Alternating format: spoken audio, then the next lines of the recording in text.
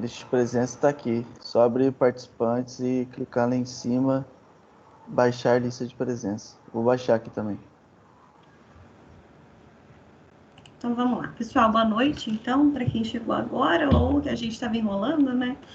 Olha só, pegando um gancho, então, da aula passada, que foi com o professor Everton, a gente tinha começado a ver as coleções, certo? Que, como a gente viu, tem uma interface, que, na verdade, a interface pai ou mãe de todas elas, que é o Collection, e depois a gente tem 3 divisões, Set, List e Queue.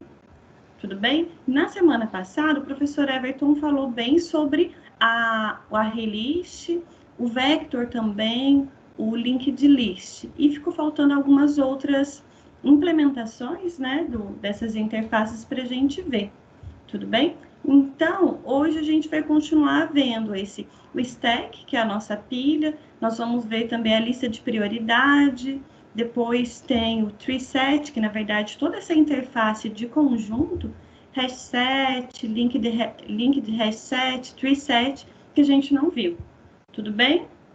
Deixa eu perguntar uma coisa para vocês. Eu coloquei as implementações de cada um desses exemplos. Eu tinha pensado de, ao invés de ficar seguindo os slides, já ir mostrando para vocês as implementações, de uma forma mais prática. Passando rapidinho pelos slides, então, tudo bem? Para não ficar muito preso, que eu acho que vai ficando cansativo. Mas ninguém responde para mim? Pode Deixa ser. eu ver se... Pode ser? Claro, Maravilha. Obrigada, Bruno. Então, vamos lá. Olha só. O primeiro, então, o primeiro não, né? Na sequência, nós temos a classe stack, que se a gente voltar só um minutinho nesse diagrama anterior, ele é na verdade, uma especialização de vector e segue ainda a implementação da nossa interface list e collection. O que a gente tem de características, né? Se vocês pegarem primeiro a tradução de stack, vai ser a pilha. Como a gente até comentou com vocês na aula passada, a pilha, ela tem um funcionamento particular. Então, o que sempre vem na minha cabeça, que me fez guardar esse conceito, é uma pilha de pratos. Então, a gente sempre vai colocando um empilhado, então é sempre um acima do outro, e quando a gente vai retirar, pelo menos na maioria das vezes, a gente vai retirando os de cima. Tudo bem? Então, a gente não levanta todos para pegar o primeiro que foi colocado, não. Vai ser o último que foi colocado, vai ser o primeiro a sair. Tudo bem? Então, dada essa característica da nossa pilha, que é o stack, já tem uns métodos específicos para esse funcionamento. Então, olha só. Push, pop, pick, e a gente pode verificar se a nossa lista está vazia, que é o exempt, né? Deixa eu já compartilhar com vocês a minha tela, só um minutinho. Se vocês puderem me dar uma confirmação, se tá certinho aí para vocês, se tá aparecendo bonitinho, que eu já não tô mais no... Tá sim, Joyce, tá muito bom. bom. Tá aparecendo? Maravilha. Então, vamos lá, olha só. Coloquei um exemplo aqui, até coloquei 3 formas diferentes, deixa eu aumentar. Primeiro, o funcionamento de uma pilha, então eu tenho stack aqui, e eu estou definindo qual é o tipo de dado que essa minha pilha vai trabalhar, ou seja, de que tipo vai ser os elementos dessa minha pilha, ok? A declaração é basicamente o que a gente já fez com a array-list, com o vector, com o linked list, a mesma coisa. Então, eu estou especificando que é uma pilha, e essa pilha, entre esse menor maior, eu preciso especificar o tipo, né, do dado que vai ser manipulado, e eu estou dando o nome da minha variável.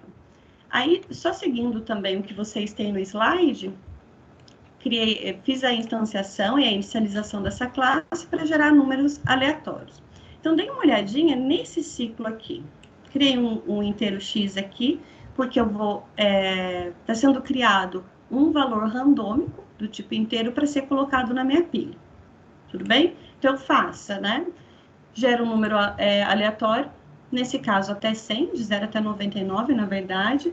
E dentro já da especificação de uma saída, a gente está fazendo uma operação de o push aqui. Na verdade, eu estou inserindo na minha lista. Tudo bem? E a gente vai inserindo nessa lista até que o valor dado seja 0. Tudo bem?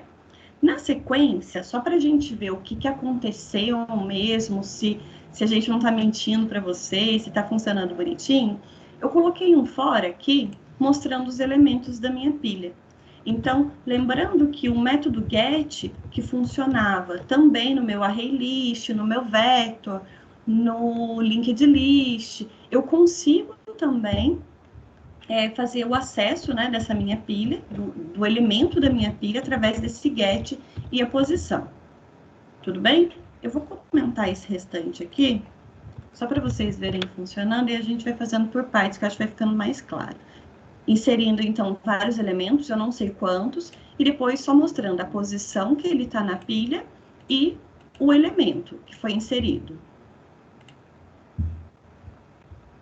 Então, olha só, nesse caso aqui, ele gerou para mim 275 valores diferentes.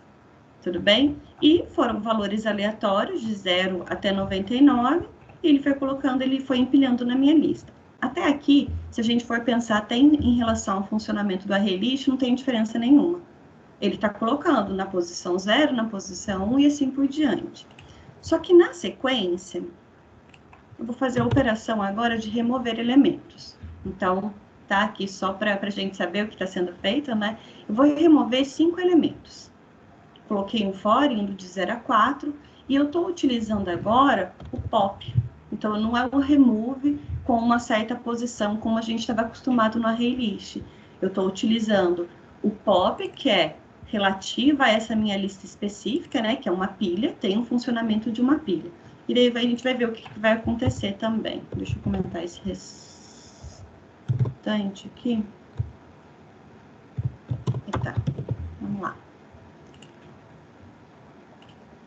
Vocês vão ver que o número de elementos ficou diferente porque está sendo valores randômicos. Nesse caso, foram gerados 106 elementos, tudo bem? Que era dessa primeira parte e da apresentação. Para remover os elementos, percebam que, ao invés, deixa eu ir lá em cima, de ele começar retirando o primeiro elemento, o segundo elemento, o terceiro elemento, olha só. Na posição 0 eu tenho 88, na posição 1, 99, na 2, 85, na 3, 88 de novo, e na 4, 61. Tudo bem? Ele não vai mexer nesses elementos, que foram os primeiros a serem inseridos. Se a gente olhar lá embaixo, os últimos elementos, o elemento 106, 105, 104, 103 e 102, foram justamente esses elementos que ele fez a remoção. Tudo bem? Porque foram os últimos a serem inseridos. Então, o primeiro retirado pelo método POP foi o 0, que é o último elemento. Tudo bem? Quando a gente vai executar mais uma vez essa operação de POP nesse ciclo, ele vai pegar o próximo, que vai ser o 3. Então, foi o penúltimo a ser inserido. E ele continua nesse mesmo processo até o final, no caso, para 5 elementos. Tudo bem? Eu tinha colocado até aqui também, só para mostrar para vocês que a minha lista inicial, na verdade, a minha pilha, os elementos da minha pilha iniciais, eles continuam o mesmo. Só mostrar uma comparação.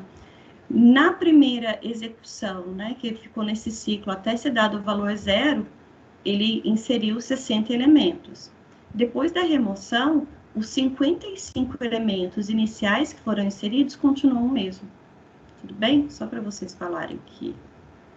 Para não falarem que eu estou mentindo para vocês, os primeiros 67, 94, 11 e 86.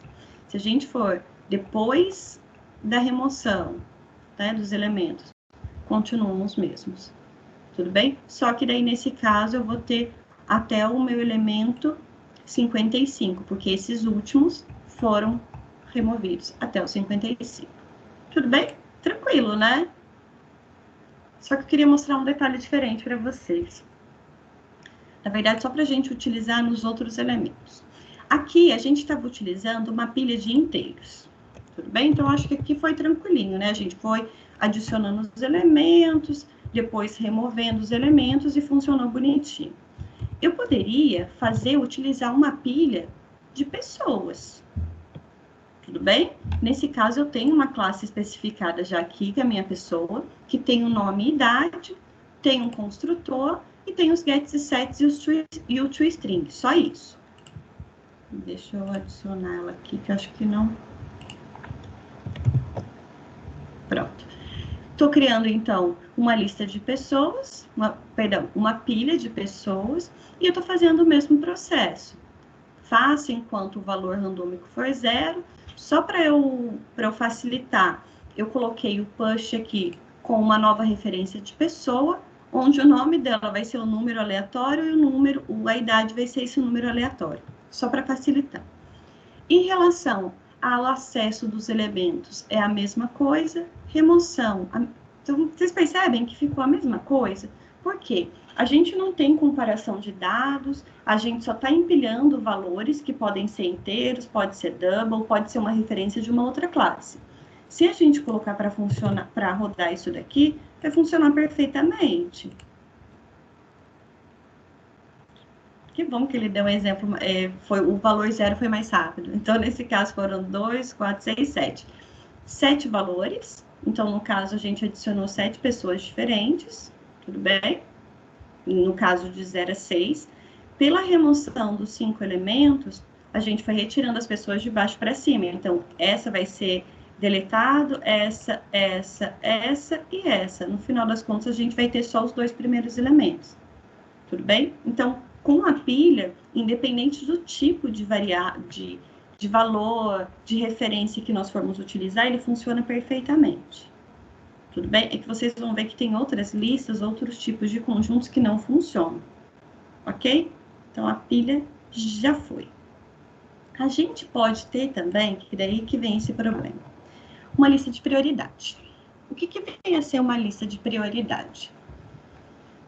É uma lista de prioridade. Então, quando a gente fala em prioridade, a primeira coisa que a gente imagina é, eu preciso definir quem vai ser, né? Qual vai ser o elemento que tem uma prioridade maior. E para eu definir isso, tem uma certa regra. Vocês concordam comigo? Por exemplo, se eu falar que numa fila, as pessoas mais velhas têm prioridade. A gente acabou de definir que conforme a idade for maior, ou ainda, se o ano de nascimento for menor, a prioridade dessa pessoa é maior. Tudo bem? Então, dê uma olhadinha nesse exemplo aqui. Então, a gente tem, né, priority queue. E eu estou definindo que essa minha lista de prioridade vai trabalhar apenas com valores double. Só um detalhe aqui. A gente não está trabalhando com o tipo primitivo double. Na verdade, a gente está trabalhando com a classe. Tudo bem? Tem uma diferença aí, porque quando a gente trabalha com o tipo primitivo, que seria a mesma coisa se a gente definir o int naquela lista nossa anterior, na nossa pilha, tem algumas diferenças porque a gente não tem os métodos implementados de comparação, outros métodos necessários de conversão de valores e assim por diante. Tudo bem? Então, eu tenho uma lista de reais, que na verdade vai ser uma lista de prioridade. De novo, seguindo o mesmo exemplo nos slides, são 3 valores diferentes. E, olha só, deixa eu voltar, a gente tem os métodos, né, que tem verificar se a lista está vazia, que é o exempt, tudo bem? Para adicionar um novo valor nessa minha lista de prioridades, a gente não utiliza, eu acho que tem até o ADD, deixa eu dar uma olhadinha. Lista reais. Tem um ADD também, a gente pode fazer pelo ADD. Ou então, para adicionar um novo valor nessa minha lista de prioridades, eu posso utilizar o offer. Tudo bem? Então, estamos adicionando um novo valor que vai ser analisado nessa prioridade. Para a gente retornar, na verdade, pegar o elemento de mais alto, removendo prioridade nessa minha lista, nós utilizamos o método pool. Tudo bem? Qual é a diferença desse meu pool e do pick? O pick, ele só analisa os elementos, verifica qual é o elemento com mais alto grau de prioridade e retorna sem fazer nada na lista. Tudo bem? Enquanto que o pool, além de verificar qual é o elemento de maior prioridade, ele retira da lista também. Tudo bem? Então, até por isso que faz sentido esse nosso while aqui. Porque enquanto a minha lista de valores reais não estiver vazio, primeiro eu pego o elemento e mostro, e depois eu retiro ele da minha lista. Tudo bem até aqui? Mas onde você define aí o tipo de prioridade? Eu vou mostrar isso para vocês agora, Bruno. No caso dos nossos tipos das classes ligadas aos tipos primitivos, que já tem uma certa implementação no double, ele já tem definido que a prioridade de um double é conforme ele for menor. Tudo bem? A gente vai ver que para string também, ele segue a ordem alfabética. Só que a gente consegue definir isso nas nossas classes implementadas conforme a necessidade do projeto. Tudo bem? Isso no double já tá definido. Eu vou mostrar isso para vocês agora. Então, olha só. Considera a ordem natural dos números, né? A ordem natural dos números. Nesse caso, conforme menor, né? Então, conforme vem antes. Isso. Tudo bem, Bruno? Pessoal? Sim, obrigado. Maravilha. Ô, Joyce, só complementando aí, eu acho que a diferença do offer para o add é quando você usa o offer, ele realmente considera, ele insere de maneira ordenada, depois você faz o teste para ver, eu também não lembro. Teste. Ao invés de usar o offer, rodar com ADD para ver se segue essa mesma... Vai aparecer do mesmo jeito aí, né? De forma eu acredito ordenada. que sim, viu, Everton? Porque parece que esse método estava até meio depreciado aí, né? Não sendo muito utilizado e utilizando mais o ADD. Até mesmo para conseguir seguir a questão de abstração e polimorfismo. Abstração, exatamente. Uhum. Mas a gente faz o teste, sim. Ok. Tá, continuando então, pessoal, olha só. A gente criou a lista, adicionou 3 valores aqui só para exemplo, e como ele está sempre pegando, então, o elemento de maior prioridade e depois removendo, né, o resultado dele, ele apresentou numa ordem, ordem crescente, né, do menor para o maior.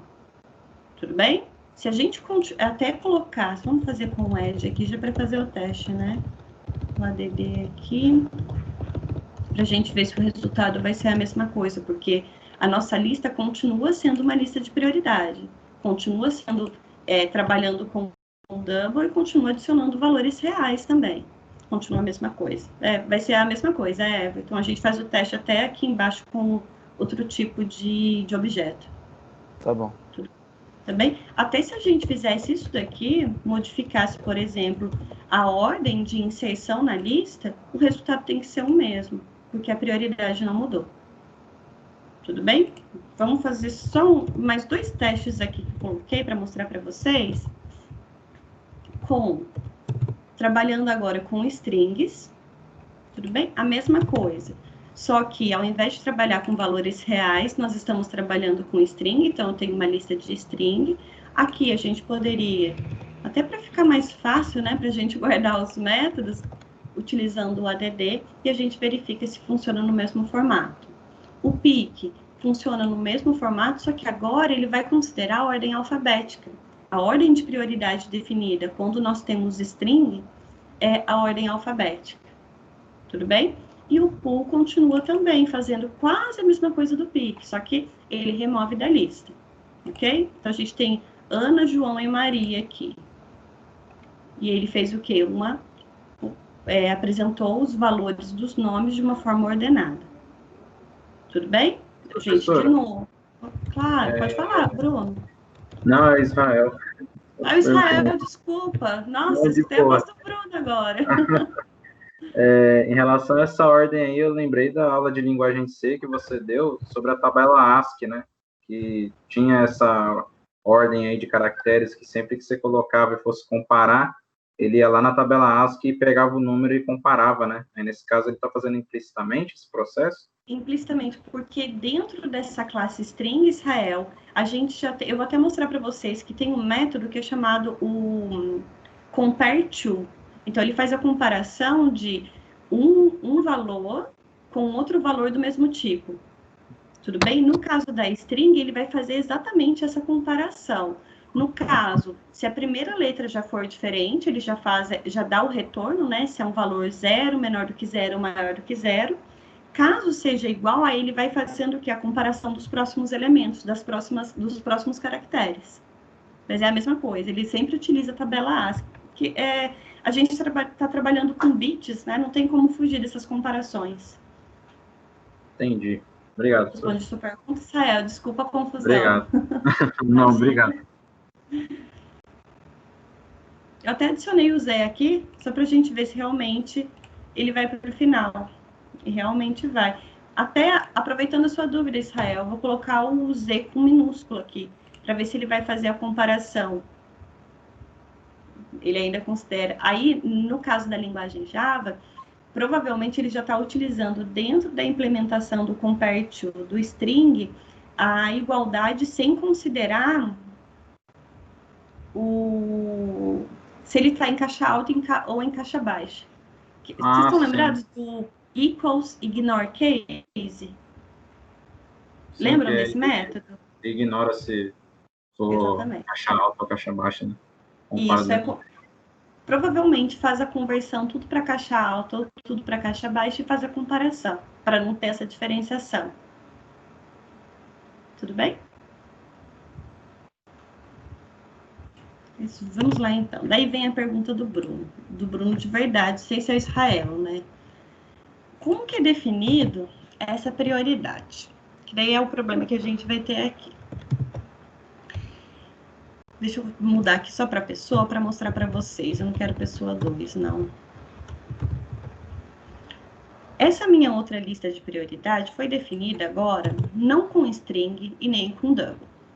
Eu tenho, então, a minha classe pessoa, que eu mostrei para vocês. Essa minha classe pessoa tem um nome, tem uma idade e tem os métodos básicos. Construtor parametrizado, né, com os dois valores, tanto nome quanto idade, os dois atributos, get set para cada um e o toString. Quando a gente está trabalhando com uma lista de prioridade, então, como a gente começou a falar dela, eu preciso definir quem vem antes de quem tem prioridade.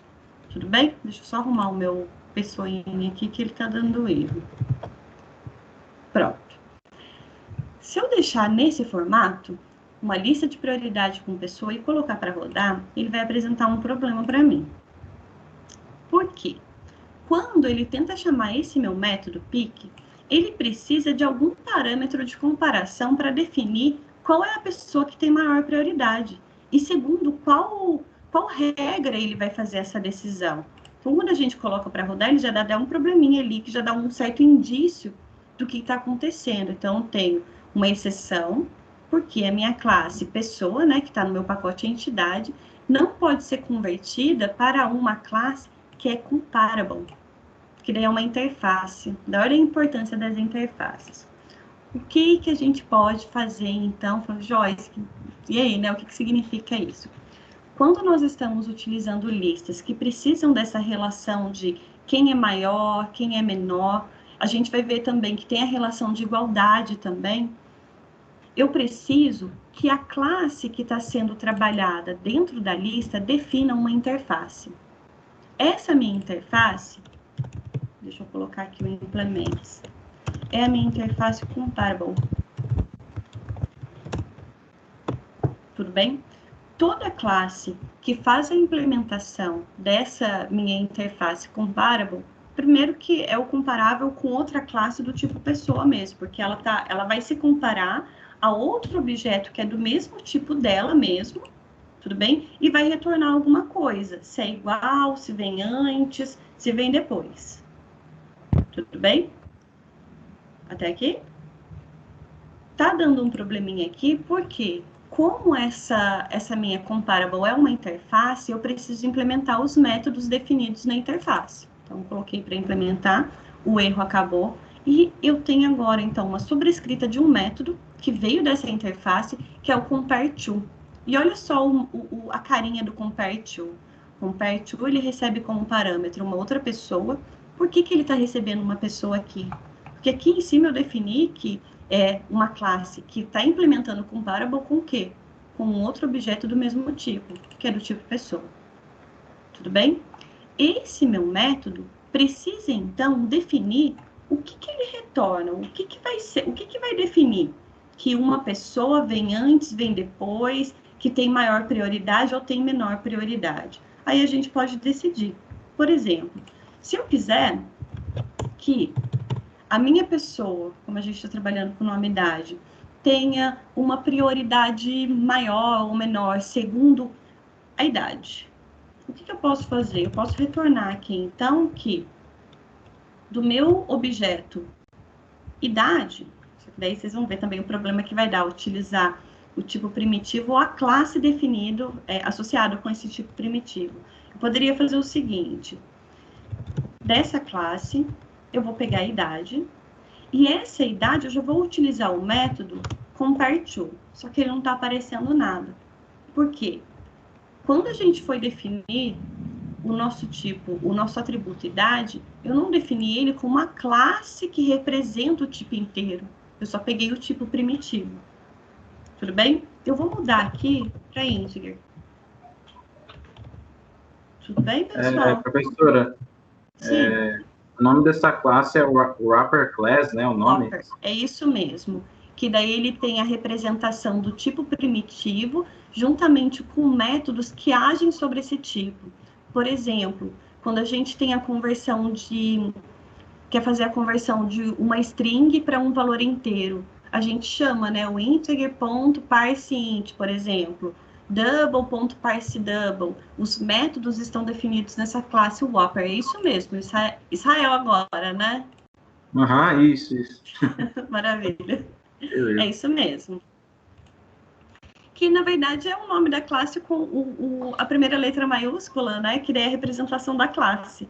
Enquanto que o int, por exemplo, é o tipo primitivo mesmo. Ele já até fica com uma coisinha, a gente identifica que é uma palavra reservada, é uma palavrinha diferente.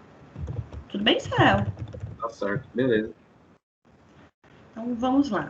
Agora, como então a gente está utilizando a Wrapper Class aqui, né? A Wrapper Class integer, eu consigo chamar o método compareTo do próprio inteiro. Então, eu tenho, olha, o compareTo ali. compareTo, só que eu vou fazer a comparação com quem? Justamente com a idade dessa pessoa que está vindo como argumento aqui, como parâmetro. Então, eu vou chamar aqui o meu arg0.getIdade. Tudo bem? Só que tem um detalhe.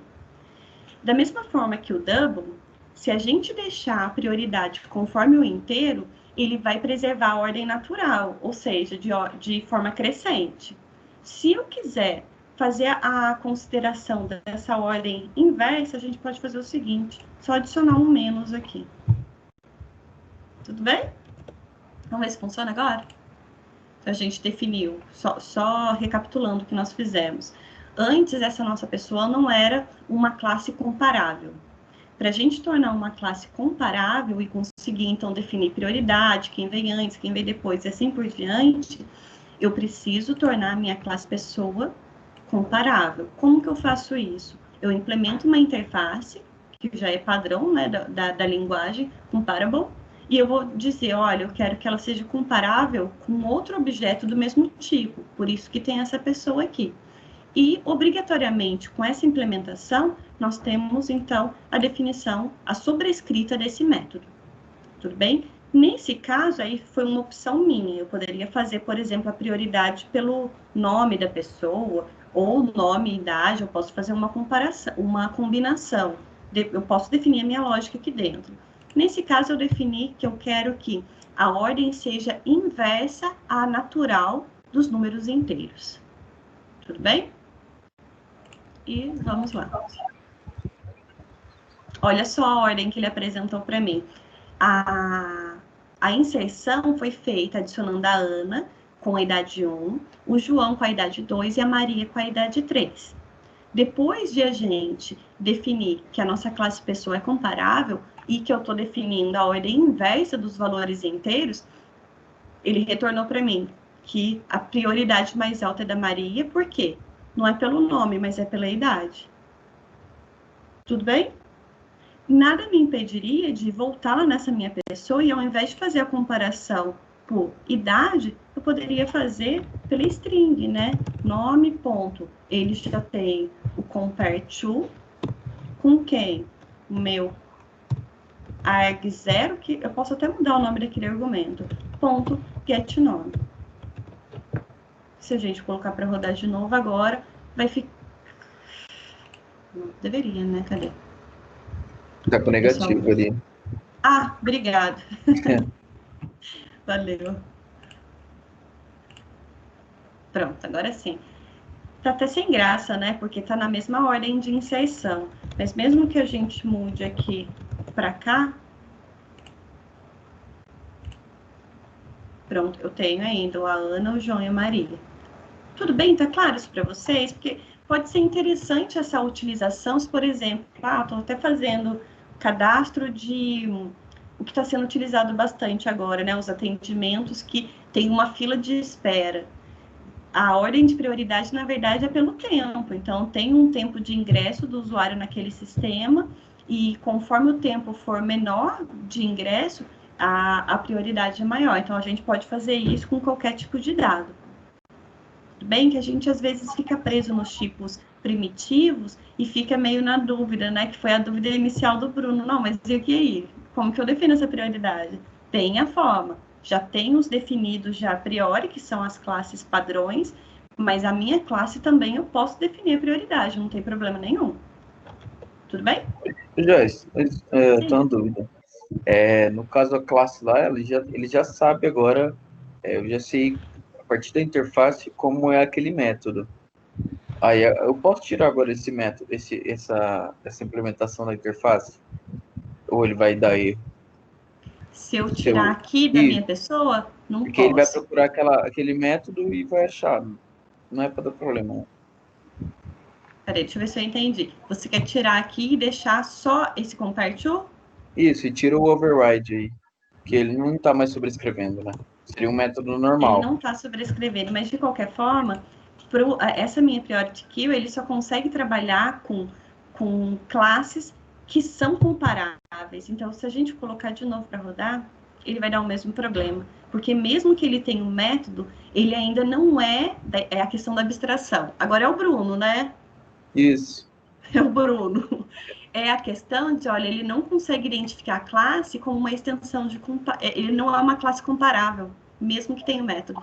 Ah, entendi. Essa classe Priority Queue recebe ali, tem que ser uma classe que implementa uma interface de comparável. Isso mesmo. Tem que ser comparável. Tudo bem? Obrigado.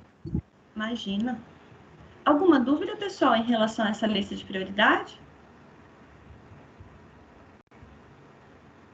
Vou fechar ali, então, tá bem? Que a gente já viu os casos que nós podemos ter no caso de double string, que são as classes, como foi colocado até lembrado pelo Israel, as nossas classes Whopper, né? Que é uma definição, um encapsulamento dos nossos tipos primitivos com os métodos. Então, eles já são classes comparáveis, mas eu posso tornar as minhas classes, quaisquer delas, como comparável.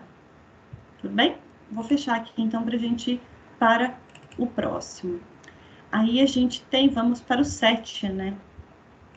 Então, nós temos 3 exemplos diferentes. Eu vou voltar aqui só um minutinho para mostrar para vocês. Então, a gente já foi para o stack, já vimos também a lista de prioridade, e daí agora a gente está indo para esse lado aqui, né? O 7. O 7, como já foi falado, até o Everton falou com vocês na aula passada, que ele trabalha na forma de um conjunto. E os nossos conjuntos, no caso dessa interface 7, ele não permite elementos repetidos. Tudo bem? E nós temos 3 possibilidades de implementação do nosso set. Eu tenho o hash set, o link de hash set e o tree set. Deixa eu mostrar para vocês rapidinho. Vamos lá.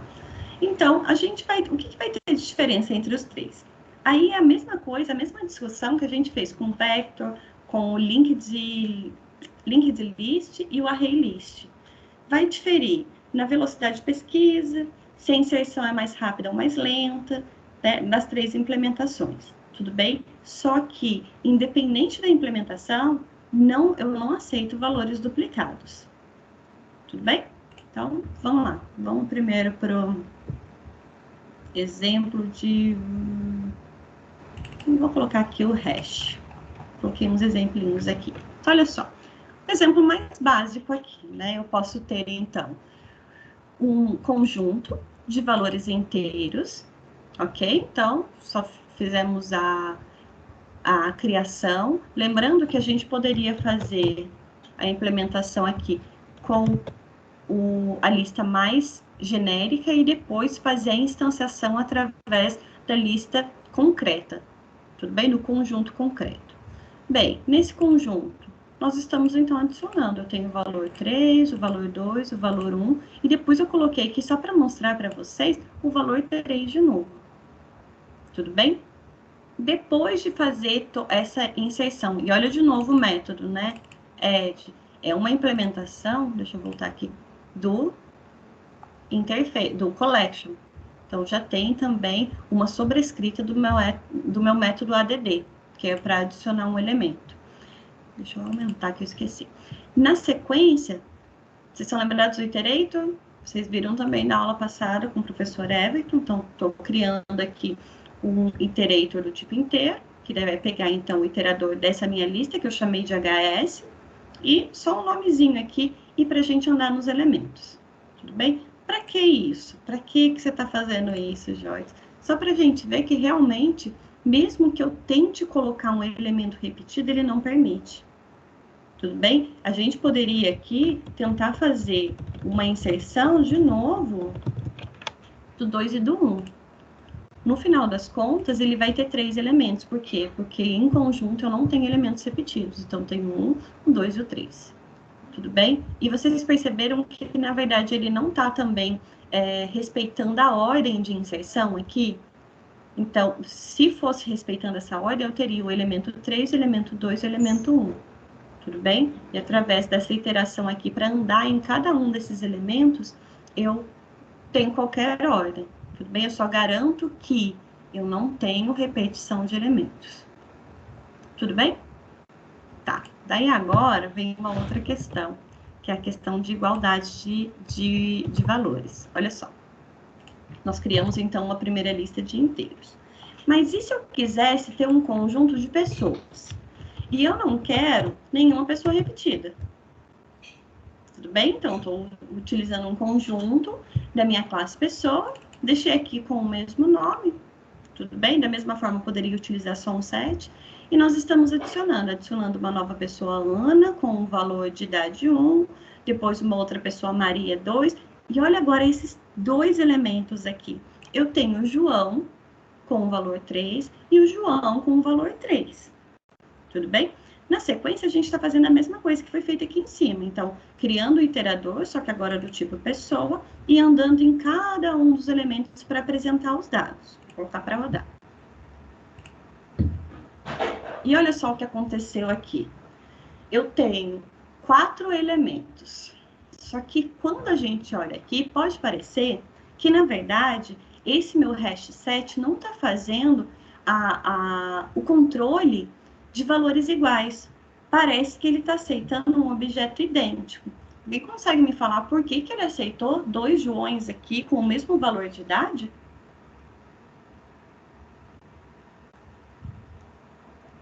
Foi um furo aí da implementação? É porque cada objeto tem um hashcode, não? Seria isso? Mas ainda não. Cada objeto tem um hashcode. A gente já vai fazer isso. Agora é o Bruno, né? Agora sou eu. É o Bruno. Na verdade, Bruno, é porque cada objeto ele tem, na verdade, uma instância diferente. Por que instância diferente? Olha só o que a gente fez aqui. Nós criamos uma new pessoa e depois nós fizemos de novo uma new pessoa. São objetos diferentes.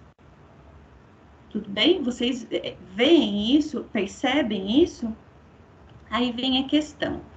Mas e se eu não quiser aceitar pessoas que possuam os mesmos atributos, que é o caso aqui do João?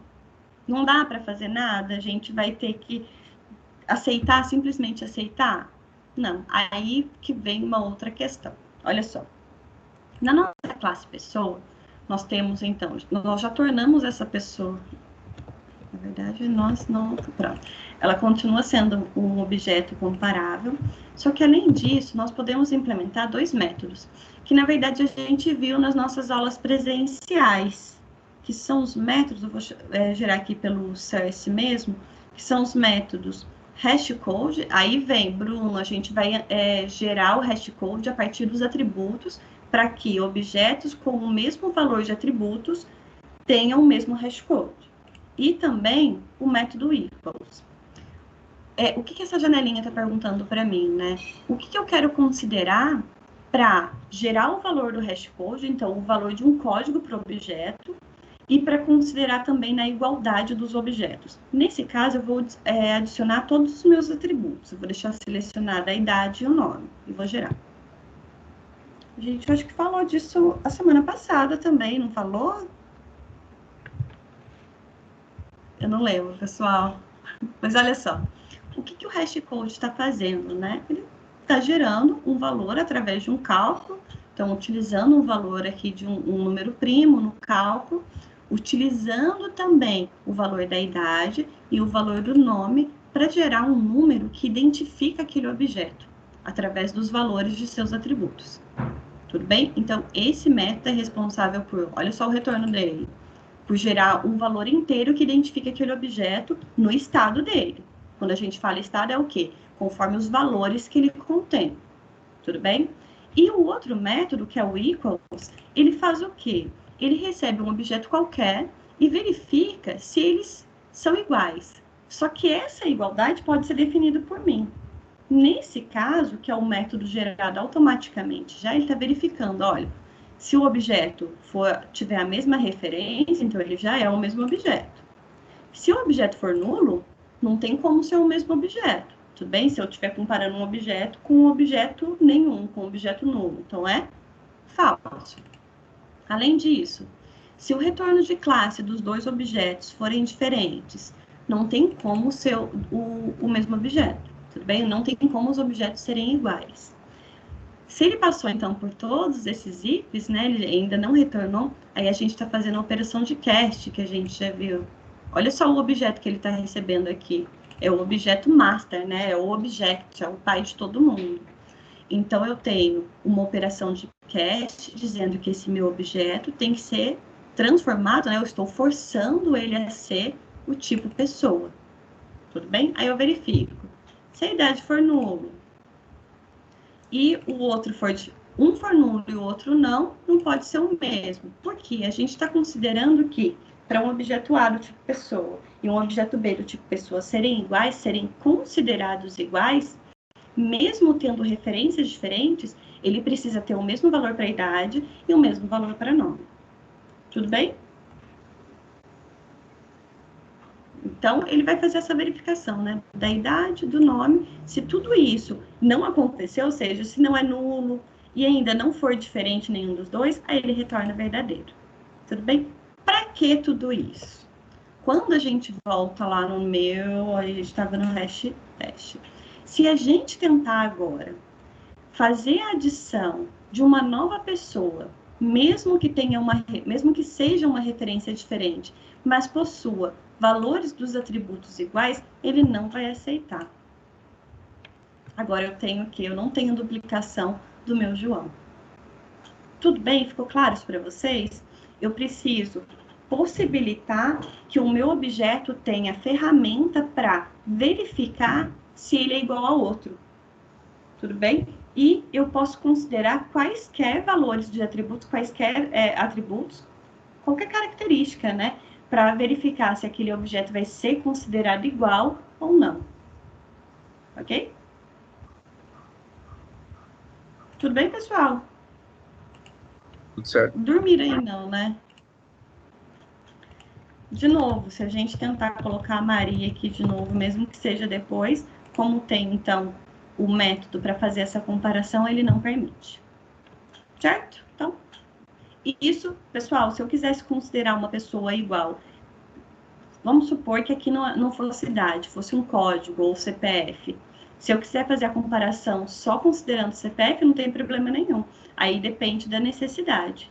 Eu só preciso ter em mente que se eu estou utilizando um conjunto, eu não tenho dois objetos que sejam considerados iguais. Ok? Então, esse já foi também. Bem, aí a gente pode também fazer uma outra implementação do set, né, que é o nosso conjunto, através de uma outra implementação que é o treeset. Esse meu treeset, como o próprio nome já diz, ele faz a implementação de conjunto, então ele armazena o meu conjunto de valores utilizando a estrutura de uma árvore. Vocês estão no terceiro semestre. Eu acho que no semestre que vem, vocês vão ter estrutura de dados 2. Vocês estão fazendo estrutura de dados 1, né? Sim. Mas eu acho que no semestre que vem que vocês começam a ver a árvore, aí tem a árvore rubro-negro, tem outros tipos de árvore. Que a implementação que ele utiliza na implementação dessa classe é o funcionamento de árvore rubro-negro. Qual é a diferença? Ela tem uma velocidade de execução um pouquinho menor, porque os elementos são mantidos de forma ordenada. Tudo bem? Vamos lá, olha só. O primeiro exemplo aqui, né? Utilizando um inteiro. Então, se a gente colocar aqui para rodar, ele vai sempre manter os meus elementos de forma ordenada. E, de novo, eu não tenho a duplicação de elementos aqui. Só que daí vocês podem até me perguntar, né? Mas a gente está utilizando aqui um tipo primitivo. E se eu tivesse um outro tipo de classe, por exemplo, o pessoa, vocês acham que um conjunto de pessoa, segundo o que a gente tem de características que a gente foi modificando essa classe, funcionaria? O que vocês acham? Considerando que é um conjunto, não pode ter elementos iguais, e além disso ele faz vai estruturando a nossa árvore conforme os elementos e mantendo eles ordenados. Vocês acham que com a implementação da classe pessoa funcionaria?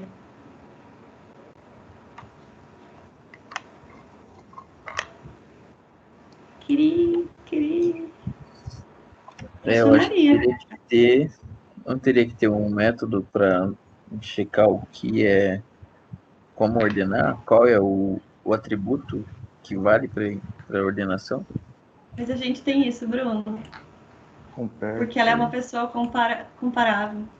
Ah, tá, entendi. Se eu não tivesse isso daqui, mesmo daí de novo, né? Aquela mesma questão, mesmo que esse compartil não fosse uma sobrescrita, né? Eu tenho um método.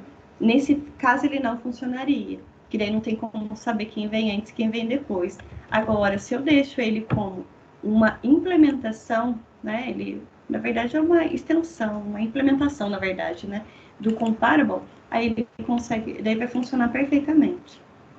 Tudo bem? Só que eu só queria que vocês percebessem que no detalhe de set, e no caso do tree set específico, eu tenho que garantir duas características para minha classe.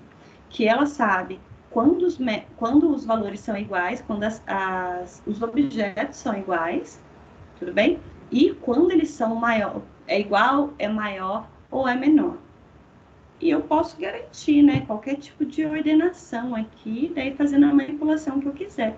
E considerando os atributos que eu quiser também. Pessoal, fique tranquilo, vocês vão implementar tudo isso aí em C. Aqueles códigos hash, tabela hash, essas árvores aí, rubro-negra, AVL. Vocês vão gostar bastante. Delícia, né, Everton? Daí eu vou ter que discutir com o Nicolas, né? Que ele falou que não gosta de Java. Mas olha só a transparência nos métodos, a implementação já nas bibliotecas que a gente não precisa preocupar em implementar e a gente só utiliza. O Nicolas está dormindo. Senão ele ia brigar comigo. Mas tudo bem, pessoal, até aqui? O tree set, belezinha? Alguma dúvida? Deixa eu ir para o chat aqui, porque eu não estou vendo ninguém. Depois, Felipe, eu compartilho, eu coloco no Moodle depois, sem problema nenhum. Professora, a senhora pode colocar ali para printar de novo o tree set? Você não chegou a printar? Só para eu dar uma olhada no negócio, para ver se é realmente isso que eu estou pensando. Esse mesmo, né, o Israel? É esse mesmo? Do tree set? Isso. Só colocar para printar na tela. Ele está aqui do ladinho. Opa. Ah, tá, entendi. Beleza. Não sei se eu queria saber. Achei que aconteceu outra coisa. Não, beleza, tá certo. Obrigado. Maravilha. Eu só tinha modificado aqui para a pessoa, mas eu não continuei a implementação. Não, beleza. Obrigado, Joyce. Imagina.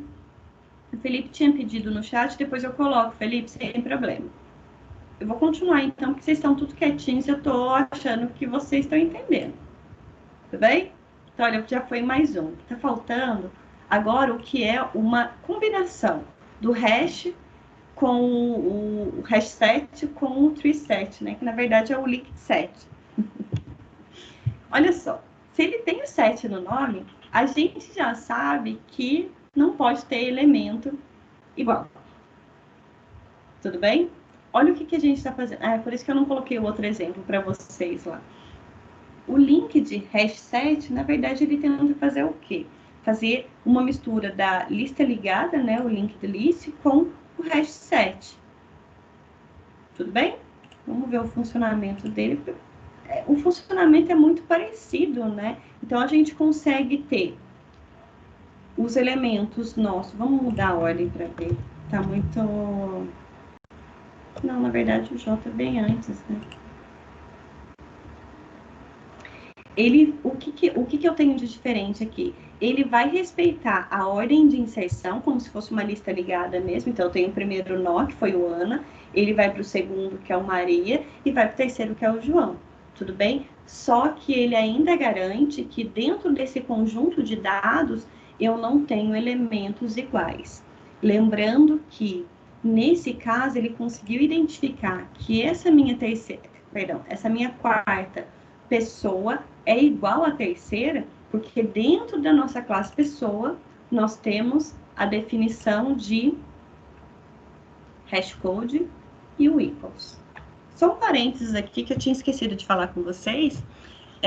Quando nós estamos tentando identificar se um objeto é igual a outro, né, a uma outra referência do mesmo objeto, ele sempre vai chamar o hashcode primeiro.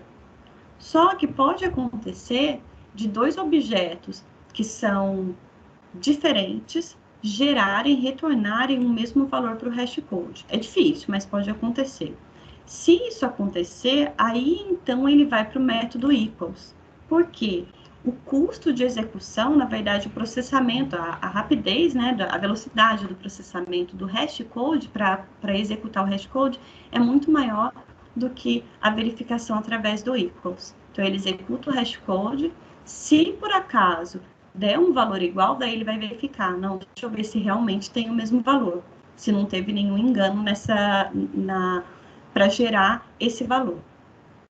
Tudo bem? Só a nível de curiosidade aí para vocês. Acho que não tem nenhuma dificuldade também, né? No link de hash set. Tudo bem?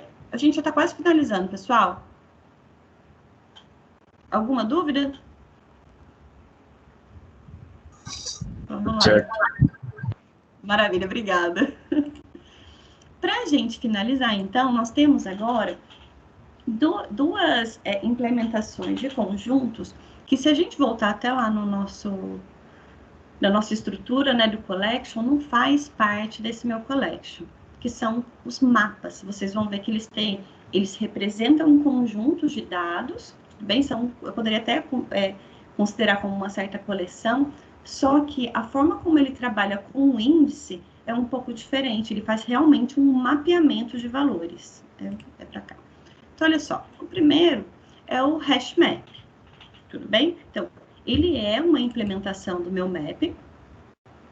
Então, aqui eu estou utilizando a classe mais genérica e definindo qual que vai ser o meu tipo de mapeamento. O que a gente está dizendo entre esse menor e maior? Eu estou definindo que eu vou ter uma chave que vai ser do tipo string e um valor que vai ser do tipo inteiro. Tudo bem? O nome desse meu mapeamento, né, muita criatividade, vai ser mapa, e nós estamos utilizando a implementação concreta através do hashmap. Tudo bem? Aí a gente tem alguns métodos que tem um nome um pouquinho diferente. Primeiro, para a gente inserir no que seria uma listagem, né, de mapeamento, nós utilizamos o put. Por que eu não posso colocar simplesmente um mapa.add? Porque agora eu não sei qual que é a forma do índice. Nas nossas coleções, a gente até tinha um índice, né? O índice 0, o índice 1 e assim por diante. Agora eu não tenho mais. Por quê? É como se eu estivesse passando o nome do índice, que a gente identifica como a chave, e depois o valor que vai estar associado com essa chave. Tudo bem? Então, a gente está adicionando o parzinho, né? Que vai ser o meu parzinho 1 com o valor 1. aqui é só para exemplo, tá, pessoal? E para seguir também o que está nos slides, para não ficar confuso para vocês. Então, a gente está colocando o conjunto de chave valor 1, né, por extenso e o algarismo. Depois, colocando de novo o conjunto de chave valor 2, por extenso e 2 algarismo, e até o 5. Tudo bem? Se eu quiser recuperar o valor, na verdade, de uma chave. Então, eu tenho a chave e quero verificar qual que é o valor associado a essa chave. A gente pode utilizar o get. Tudo bem? Cuidado, que pelo menos para mim é instintivo eu colocar o mapa.get e eu colocar, por exemplo, 0. Isso aqui é diferente. A leitura disso deve ser de uma forma diferente. Eu não estou dizendo que do meu mapa eu estou pegando o elemento na posição 0. Não estou fazendo isso mais. O que a gente está fazendo? A gente está pegando o valor associado com a chave 0.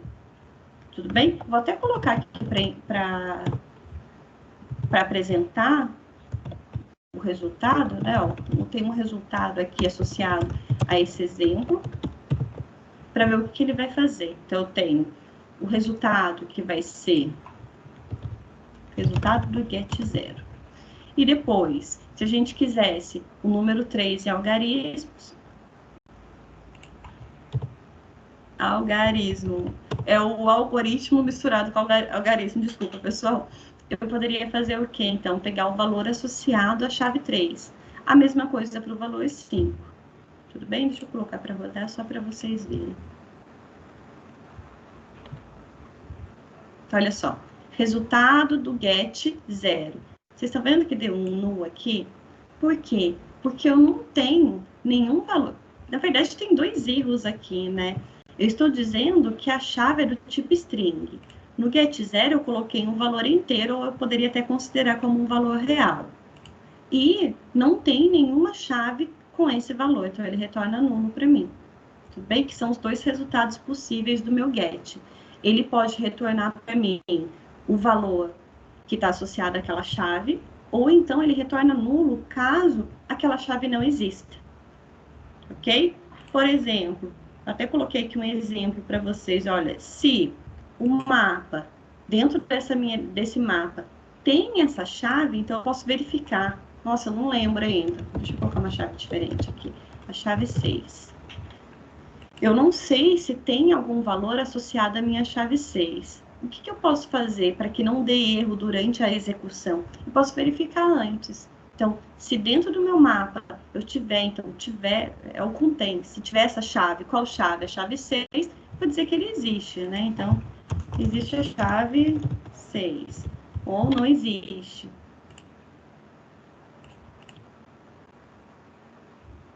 Deu um não existe aqui. Tudo bem? Porque eu não tenho nenhum valor associado a essa chave. Na verdade, eu não tenho essa chave dentro do meu mapeamento. Ok? E só para mostrar para vocês que realmente a gente tem aquelas chaves, aquele mapeamento, na verdade, de chave-valor dentro desse conjunto, dentro desse mapa, como que a gente poderia fazer a listagem de todos os conjuntinhos, de todo o mapeamento que eu tenho. Agora, eu não tenho mais índice, né? Então, se eu tentar, por exemplo, fazer mapa ponto size, eu tenho até um número de mapeamento. Mas eu não posso mais fazer, por exemplo, um for i igual a 0, i menor do que mapa ponto size, com i mais e aqui dentro tentar fazer um get. Por quê? A gente viu que o get, ele pega o valor associado àquela chave.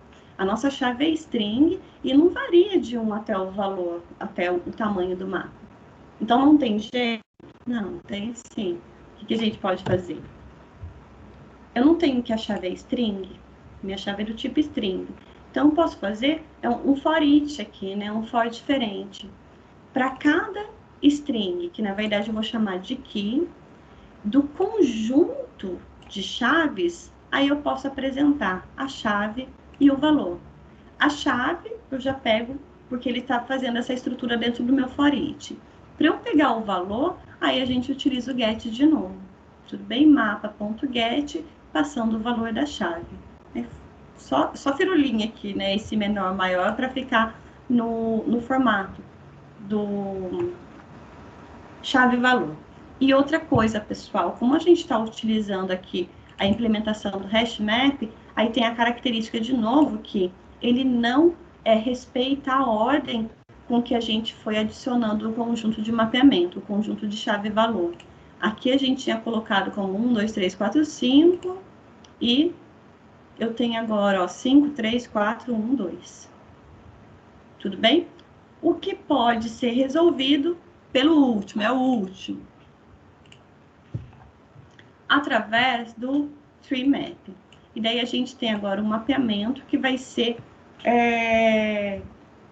definido tem uma certa constância, né? De uma certa ordenação dos meus mapas. Tudo bem? Do meu conjuntinho de chave e valor. Pessoal, não mudou quase nada aqui. O que tem de diferente? Primeiro, que a implementação do meu map é diferente, agora é um tree map e não um hash map. E, ao invés de fazer um mapeamento entre string e inteiro, eu estou utilizando agora uma composição com um objeto diferente. Tudo bem? Não é lá dos tipos que a gente está acostumado a utilizar como os tipos primitivos, os tipos básicos. De novo, eu tenho a minha pessoa aqui, estou fazendo um mapeamento de pessoa inteiro. Então, para eu adicionar com put aqui, continua sendo o mesmo método, mas o paizinho é uma nova pessoa e um inteiro. Tudo bem? Aí, isso aqui tá errado, né? Vai estar de problema, vamos lá.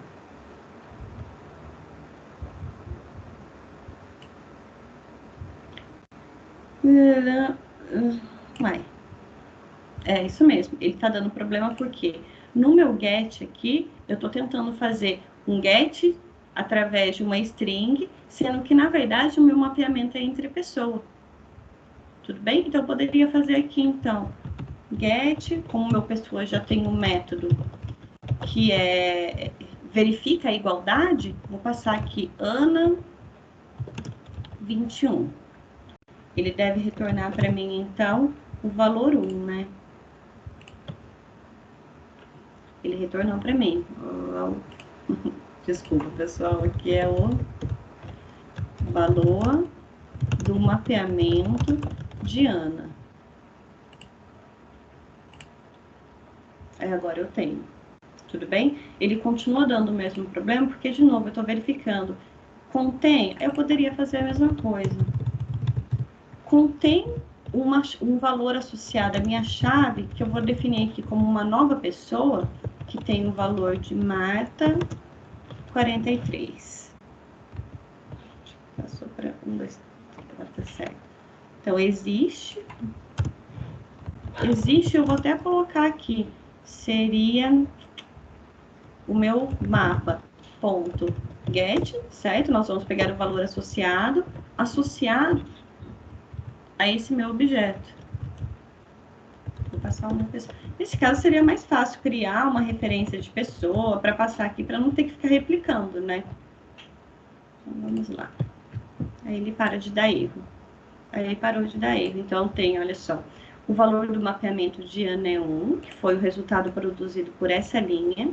Como a gente passou aqui um objeto que existe no mapeamento, ele colocou para mim que existe, é 4, certo? Então, a chavezinha associada a Marta é justamente o 4. Se a gente passasse, por exemplo, aqui, vou passar o Marta, errei o valor, 41.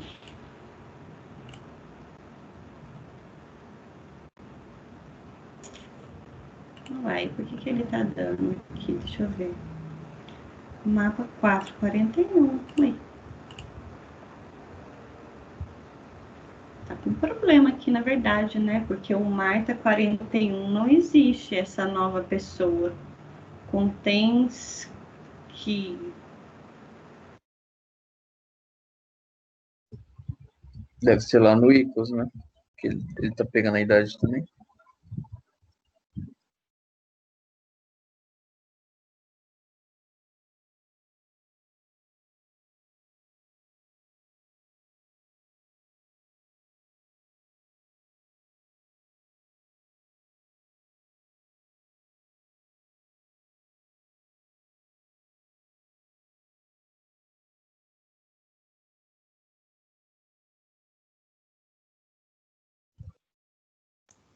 Lá tá considerando nome e idade? Alô? Pessoal, alguém tá me ouvindo? Ou a Joyce caiu? Eu tô. Acho Tô que a ouvindo Joyce sim, caiu. Ela Eu tô travou, ouvindo né? também. Tô ouvindo. Acho que o da Joyce deve ter travado. Deixa eu ver com ela aqui no WhatsApp. Ela saiu. Vamos ver.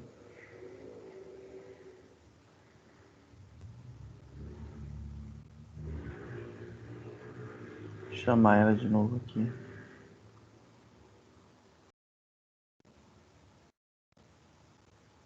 Tá sem resposta.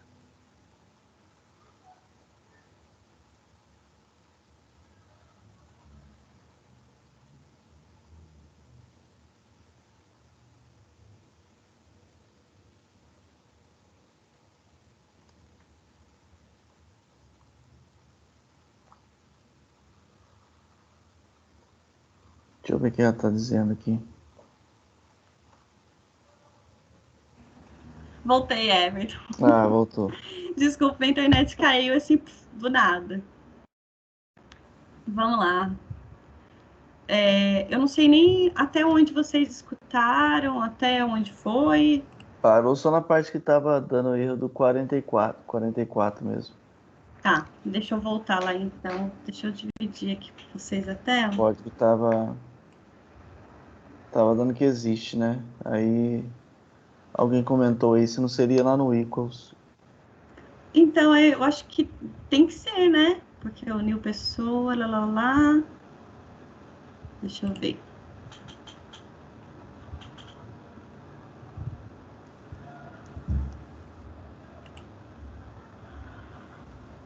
Se não for else if, se for diferente, né? O equals do other.idade, return false. Na verdade, não era para estar dando esse erro, porque está considerando a igualdade ou a diferença, nesse caso, da idade, que é o valor inteiro, e depois do nome. Deixa eu dar uma olhadinha. Não foi igual, retorno falso. Perdão, Everton. Não, que se não for, eles só não estão utilizando, poderia até fazer o igual aqui, né?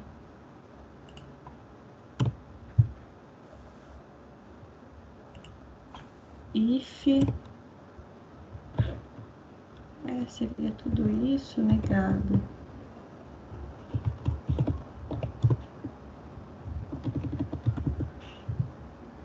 Se não for, daí foi só a utilização do equals. Deixa eu ver. Ele tá dando existe ainda. Tá dando existe. O mapa contém Marta 41. Mesh 7.